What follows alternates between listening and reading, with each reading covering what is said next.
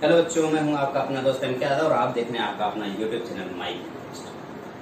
तो हम लोग सॉल्यूशन चैप्टर को आगे बढ़ाते हैं और अब हम पढ़ेंगे कॉलिगेटिव प्रॉपर्टी। तो सबसे पहले एक काम करेंगे, कॉलिगेटिव प्रॉपर्टी का डेफिनेशन देखेंगे और उसके बाद कितने टाइप की कॉलिगेटिव प्रॉपर्टी होती है, उनको कैसे कैसे निकाला जाता है, इनके बारे में चर्चा। ओके, तो सबसे पहले आप लोग हेडिंग डालें कॉलिगेटिव प्रॉपर्टी और लिखें the properties of the solution that depend only on the total number of solute particles in the solution and are independent of the chemical identity of the solute particle।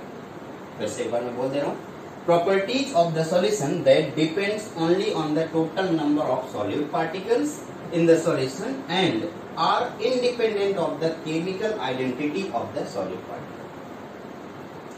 ये जो colligative property है ये केवल और केवल number पे depend करेगी। किसके नंबर पे? Number of particles of solute. इस पे बिल्कुल डिपेंड नहीं करे उसकी केमिकल आइडेंटिटी क्या है, वो कैसे कैसे रिएक्शन करता है, वो क्या है नहीं है, किससे कोई फर्क नहीं पड़ता। किसके ऊपर डिपेंड करे? सिर्फ और सिर्फ नंबर के ऊपर कि वो कितने नंबर में, उसका साइज बड़ा है या छोटा, उससे कोई फर्क नहीं पड़ता, वो कितने हैं, बस इससे फर्क पड़ता। ओके, तो आप पहले कॉलिगेटिव प्रॉपर्टी की हेडिंग डालें और ये डिफिनेशन नोट करें, उसके बाद हम आगे। ठीक है, नेक्स्ट पॉइंट नोट करिए, colligative properties are properties that depend on the concentration of the solution and not on the nature of content। फिर से नेक्स्ट पॉइंट नोट करें और लिखें qualitative properties are properties that depend on the concentration of the solution and not on the nature of its content। कभी भी मैं आपको बार मैंने बताया ना, जितना नंबर ऑफ पार्टिकल बढ़ेगा कॉन्सेंट्रेशन उतना ज्यादा बढ़ेगा। क्यों? क्योंकि आपको पता है कॉन्सेंट्रेशन किसके ऊपर डिपेंड करता है? Number of particle. तो नंबर ऑफ पार्टिकल जितना ज्यादा होगा कॉन्सेंट्रेशन उतना ज्यादा होगा, और कॉन्सेंट्रेशन जितना ज्यादा होगा आपको पता है कॉलिगेटिव प्रॉपर्टी उसी हिसाब से चेंज करेगा, उसके ऊपर डिपेंड करेगा। ये कभी भी उसके सॉल्यूशन में जो सॉलिड पार्टिकल या सॉल्वेंट पार्टिकल है उसके नेचर के ऊपर कभी डिपेंड नहीं करेगा। सिर्फ किसके ऊपर डिपेंड करेगा कि वो कितने अमाउंट में है, उसका कॉन्सेंट्रेशन क्या है। ओके, तो मेरे ख्याल से आपको ये बात समझ में आई होगी। कॉलिगेटिव प्रॉपर्टी कितने तरीके के होते हैं मैं यहाँ पे पहले लिस्ट बना दे रहा हूँ, एक एक करके डिटेल में बात करेंगे। सबसे पहली कॉलिगेटिव प्रॉपर्टी है relative lowering of vapour pressure of solvent. ये फर्स्ट कॉलिगेटिव प्रॉपर्टी है। Depression of its freezing point second colligative property है, and elevation of boiling point third colligative property है, and last one osmotic pressure of solution. इसे बता रहा हूँ, depression of freezing point, elevation of boiling point and osmotic pressure of the solution. ये चार type की colligative property आप लोगों को दिखाई जा रही है।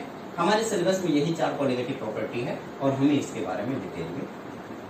तो सबसे पहले colligative properties, types of colligative properties heading डालें और ये लिखें। पहला, relative lowering of the vapour pressure of the solvent. Second, depression of its freezing. Third, elevation of the boiling point. Fourth, osmotic pressure of the solution. ये चार colligative property की list आप बना लीजिए, एक एक कॉलिगेटिव प्रॉपर्टी को detail में। ओके, चलिए मुझे पता है कि अब तक आपने लिस्ट बना ली है, अब आगे बढ़ेंगे। सबसे पहला पॉइंट या पहले सबसे पहला कॉलिगेटिव प्रॉपर्टी होगा आपका relative lowering of the vapour pressure. हम इसको डिटेल में देखेंगे कि relative lowering of the vapour pressure क्या होता है। पहले करेंगे उसके लिए मैं आपको बस इतना एक छोटा सा एग्जांपल सामने लेके चलूँ। यहाँ पे वाटर है और हमने इसके अंदर कोई सॉलिड पार्टिकल डाल दिया, नॉन वोलेटाइल सॉलिड, आपको ये पता होना चाहिए। ठीक है, ये मैं प्योर सॉल्वेंट लेके चल रहा हूँ, ये प्योर सॉल्वेंट, और इस प्योर सॉल्वेंट को मैं H2O यानी कि वाटर समझ के चल रहा हूँ। ये वाटर है और इस वाटर के अंदर आपने क्या डाला है? एक नॉन वोलेटाइल सॉलिड डाला है, नॉन वोलेटाइल।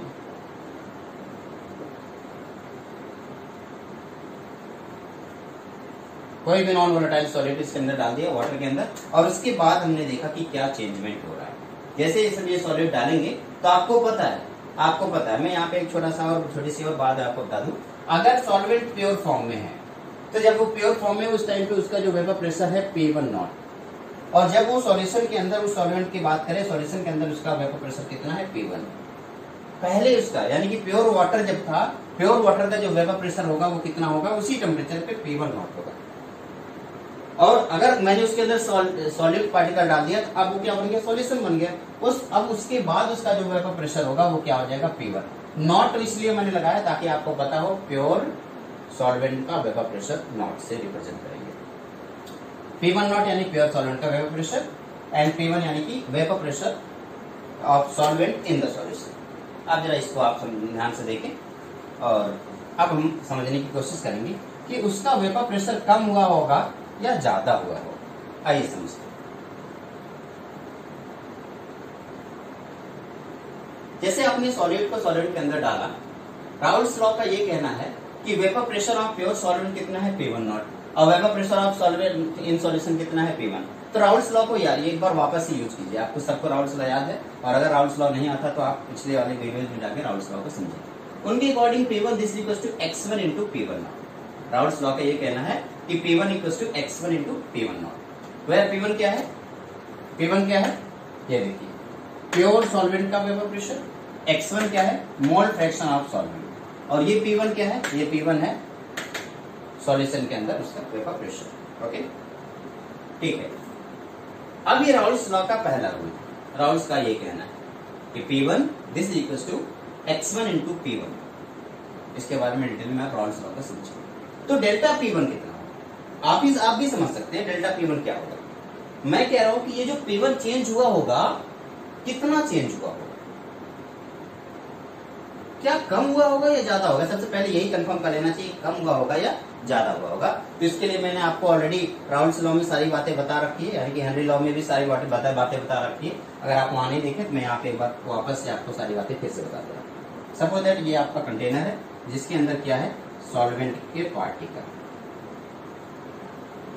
ये सॉल्वेंट के पार्टिकल, जब ये सॉल्वेंट के पार्टिकल है, अभी मैं क्या कर रहा हूँ, इस प्योर सॉल्वेंट का पार्टिकल है और इस टाइम इसका जो वेपर प्रेशर होगा वो क्या होगा? P1 नॉट होगा।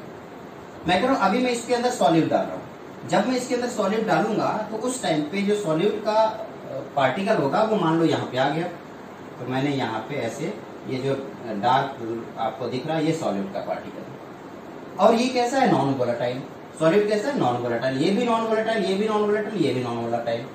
वोलेटाइल कौन कौन सा? 1 2 3 4 5 6 तीन पार्टिकल ऐसे हैं जो नॉन वोलेटाइल हो गए, यानी कि वो इवेपोरेट नहीं होंगे। तो जो पहले सारे पार्टिकल इवेपोरेट होते थे, कितने हैं? 1 2 3 4 5 6 7 8 9। पहले 9 पार्टिकल इवेपोरेट होते थे उसी टेम्परेचर पे। अभी 3 पार्टिकल कम हो गए, सिर्फ 6 पार्टिकल इवेपोरेट हो गए। तो इसकी इवेपोरेशन की कम होने की वजह से वेपर प्रेशर क्या हो जाता है? कम हो जाता है। यानी कि जब आप सॉल्यूशन बन गया, सॉल्यूशन में उसका वेपर प्रेशर क्या होगा? P1। तो P1 की जो वैल्यू आएगी, आपको पता है जो P1 की वैल्यू आएगी वो P1 नॉट से कम आएगी। अब P1 नॉट से अगर P1 की वैल्यू P1 नॉट से कम आ रही है तो हम डेल्टा P1 कैसे निकालेंगे? डेल्टा P1 की वैल्यू कैसे पता चलेगी? ज्यादा में से हम कम को सब्ट्रैक्ट कर देंगे। जो ज्यादा वैल्यू है, कौन सी वैल्यू ज्यादा है? P1 नॉट प्योर वाला, और कम कौन सी है? P1। तो डेल्टा P1 का मतलब lowering in vapour pressure. Lowering in vapour pressure कैसे निकालेंगे? P1 nought minus P1। P1 not आपको पता है और P1 की वैल्यू भी आपको पता है ना? तो ये जो आपको दिख रहा है इस टाइम पे, ये जो पोर्शन आपको दिख रहा है, ये क्या है? ये है लोअरिंग इन वेपर प्रेशर। ये लोअरिंग इन वेपर प्रेशर, ये रिलेटिव लोअरिंग नहीं है, ये लोअरिंग इन वेपर प्रेशर। तो लोअरिंग इन वेपर प्रेशर कैसे निकाला? यानी कितना वेपर प्रेशर कम होगा वही लोअरिंग इन वेपर प्रेशर होता है। वो कैसे होगा? P1 nought minus P1। P1 nought minus P1 से हमने लोअरिंग इन वेपर प्रेशर निकाल लिया। अब आपको पता है जो P1 है वो P1 क्या है? x1 into P1 not. तो यहां से अगर x1 इंटू P1 नॉट निकले तो आप देखेंगे कि P1 नॉट P1 नॉट दोनों में कॉमन हो गए। तो आप फटाक से दोनों को कॉमन कर लीजिए। जब आप इन दोनों को दोनों में P1 नॉट कॉमन करेंगे तो क्या आएगा? जरा देखते क्या आएगा। आप कहेंगे 1 minus x1 into P1 not. अच्छा, आपको पता है बाइनरी सॉल्यूशन के लिए क्या होता है? बाइनरी सॉल्यूशन के लिए x1 plus x2 this is equal to 1 होता है। आपको पता है इन बाइनरी सॉल्यूशन इसमें x1 plus x2 equal to 1, यानी कि 1 माइनस x1 क्या हो जाएगा? x2 की जगह ले लेगा। तो इस x1 की 1 माइनस x1 की जगह पे क्या रख दूं? x2 रख दूं। तो ये जो x2 है उसको रखते ही P1 delta P1 equal to P1 nought into x2 आ जाएगा। आपको पता है डेल्टा P1 क्या है? ये डेल्टा P1 क्या है? डेल्टा P1 है लोअरिंग इन वेपर प्रेशर।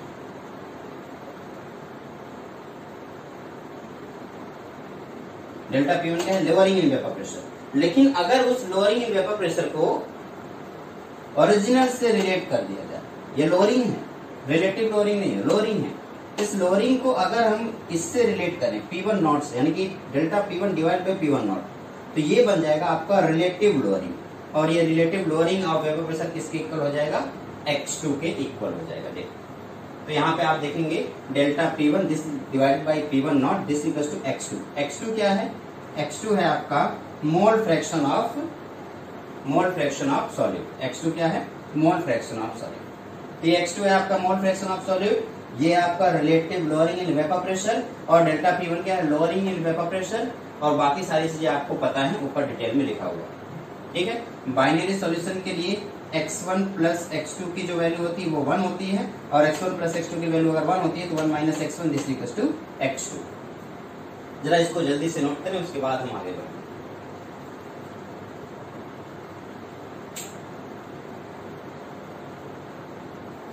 चलिए, मेरे ख्याल से अब तक आपने इसे नोट कर लिया है। ठीक है, लोअरिंग इन वेपर प्रेशर को हमने आपको अच्छे से समझाया, और साथ ही साथ relative lowering in vapour pressure को भी मैंने आपको अच्छे से समझा दिया। तो relative lowering in vapour pressure delta P1 divided by P1 this is equals to x2। और आपको पता है x2 की वैल्यू क्या होती है, x2 की वैल्यू कैसे निकालेंगे, आपको ये बात पता है। डेल्टा P1 की जगह पे क्या लिख दें, डेल्टा P1 क्या है बेटा, डेल्टा P1 है P1 nought minus P1। Delta P1 क्या है, P1 नॉट माइनस P1। इस वैल्यू को उठा करके अगर मैं यहाँ पे ला करके रखूं, यहाँ पे ला करके रखूं, तो आप देखेंगे P1 nought minus P1 divide by P1 nought this equals to x2। This is the final formula of relative lowering in vapour pressure. This is the final formula of relative lowering in vapour pressure. आप जल्दी से calculate करें, note करें, उसके बाद आगे बढ़ें।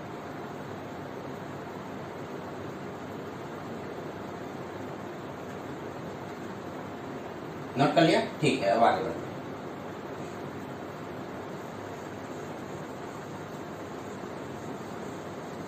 तो मेरे ख्याल से अब तक आप लोगों ने relative lowering in vapour pressure को अच्छे से समझ लिया।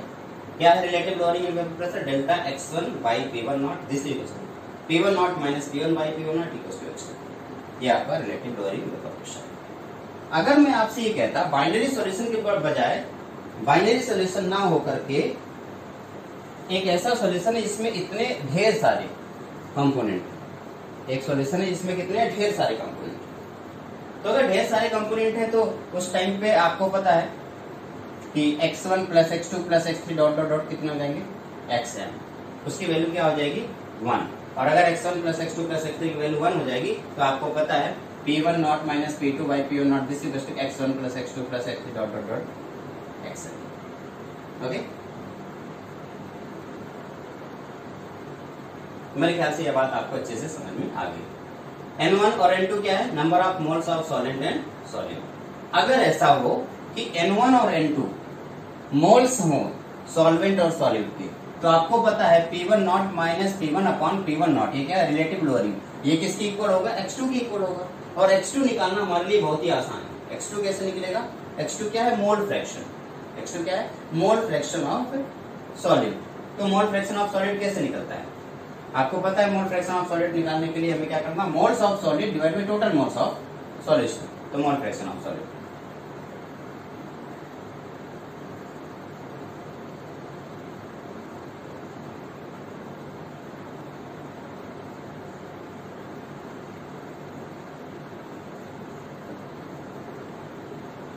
मोल्स ऑफ सॉल्यूट, और ये हो गया total moles of solution.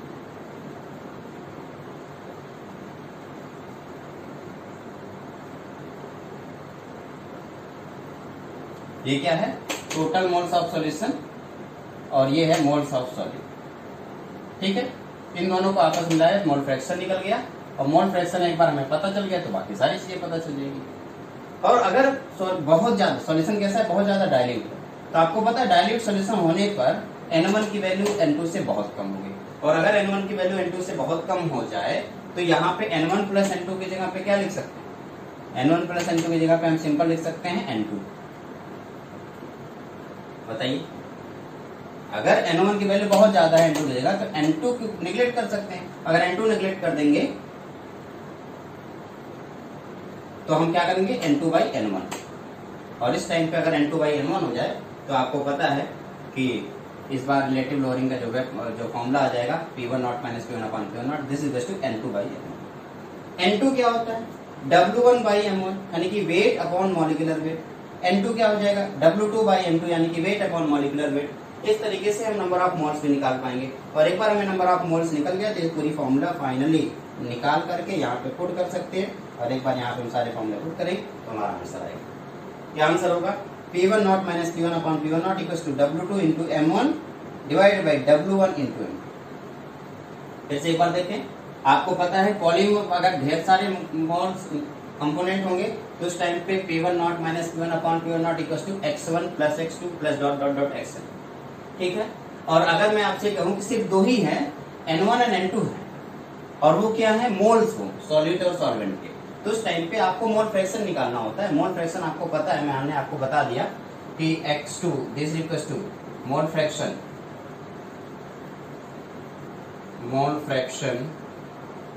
x2, और x2 की वैल्यू होगी मोल्स ऑफ सॉल्यूट यानी N2 divided by N1 plus N2। हमने क्या किया, इस x2 की वैल्यू को उठाकर यहाँ पुट कर दिया, इससे ये सारे चीजें निकल के सामने आ गई। आप जल्दी इसे नोट करें ताकि हम आगे बढ़ सकें। मैं उम्मीद करूंगा इसे आप नोट कर चुके हैं। ठीक है, आगे बढ़ेंगे।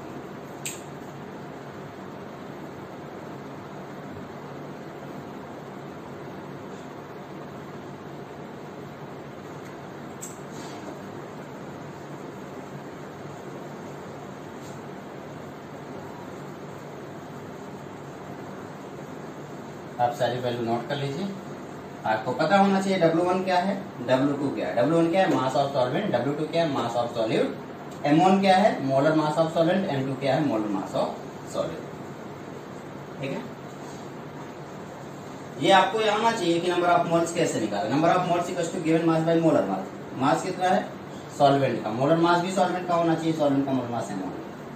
N2 के वैल्यू निकालने के लिए सॉलिड का मास अपॉन सॉलिड का मोलर मास। सॉलिड का मास कितना है W2, सॉलिड का मोलर मास कितना है M2।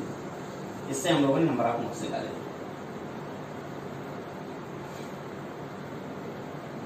जल्दी से फाइनल फॉर्मूला आप नोट कर लीजिए, इसके बाद आगे चलिए एक छोटा सा क्वेश्चन करेंगे और इस क्वेश्चन को समझने की कोशिश करेंगे।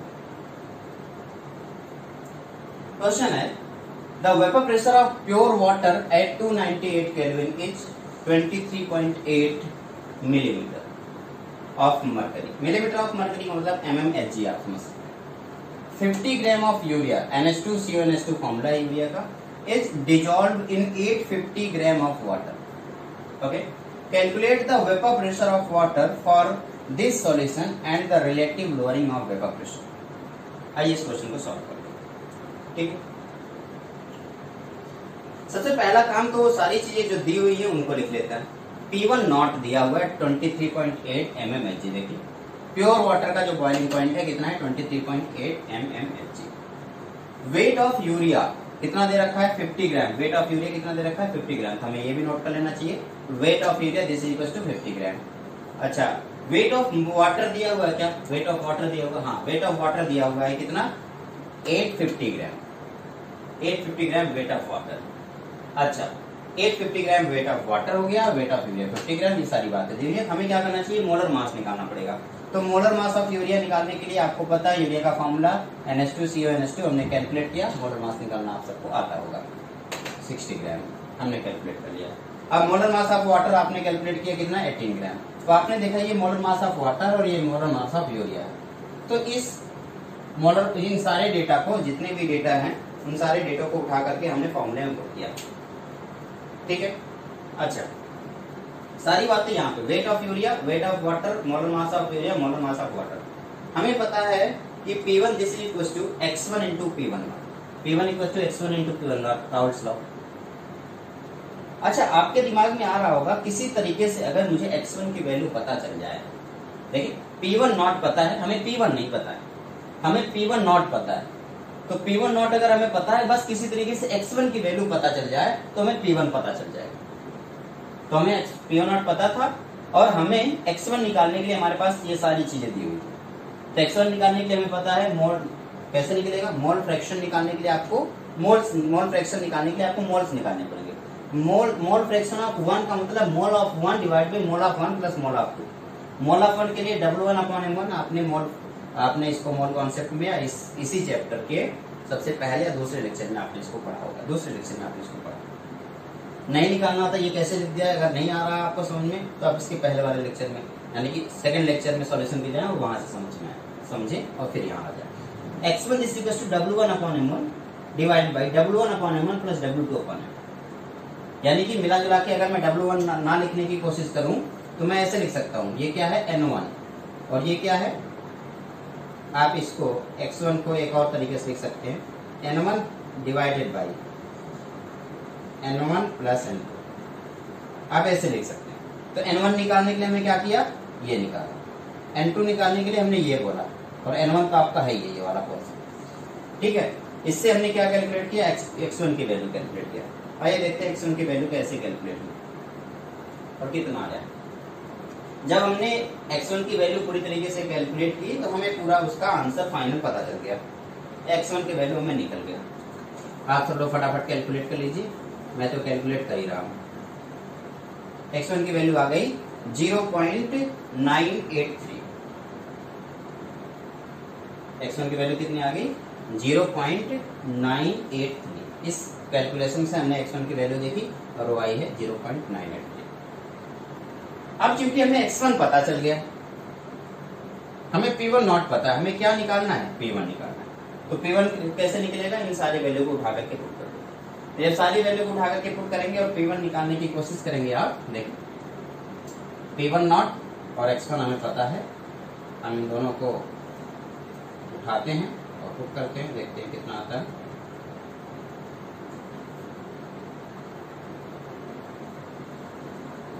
Vapour pressure of water in solution हमने P1 = कैलकुलेट किया 0.983 इंटू 23.8 mm ऑफ Hg। 20.8 क्या है, P1 नॉट जो दिया है, अभी ये कैलकुलेट किया तो P1 हमें निकल के आ गया, हमें पता चल गया 23.395 mm ऑफ Hg। हमें क्या निकालना था, जरा एक बार वापस से फिर देखते हैं। Calculate vapour pressure of water of this solution, हमने निकाल लिया vapour pressure of water in this solution. अभी दूसरी और चीज निकालना है, क्या निकालना है, relative lowering of vapour pressure निकालना है। तो relative lowering of vapour pressure आपको वैसे भी निकाल सकते हैं, आप सीधे बता सकते हैं x2 निकाल लो और रिलेटिव लोअरिंग आ जाएगी, या तो आप फॉर्मूले में डाल के निकाल लो, दो ऑप्शन है, दोनों तरीके से सॉल्व कर सकते हो आप। ओके, तो relative lowering of vapour pressure का फॉर्मूला है P1 nought minus P1/P1 not, ये या सीधे x2। तो चाहे आपके पास P1 नॉट भी है दिया हुआ है, P1 भी है और चाहे इस फॉर्मूले में वैल्यू रख के निकालें, चाहे x2 की जगह पे हम लिख सकते हैं 1 - x1।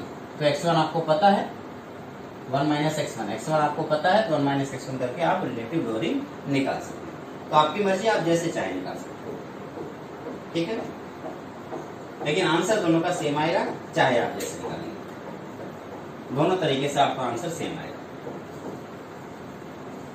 चलिए मैं ही निकाल देता हूँ, मैंने निकाल दिया, मैंने डायरेक्ट फॉर्मूला डाला x2 = 1 - x1 and this = 1 - x1 की जगह पे 0.983 और कैलकुलेट करके फाइनल आंसर देखा 0.017 आ गया। आप जल्दी से कैलकुलेट कर लें, आपका ये आंसर है।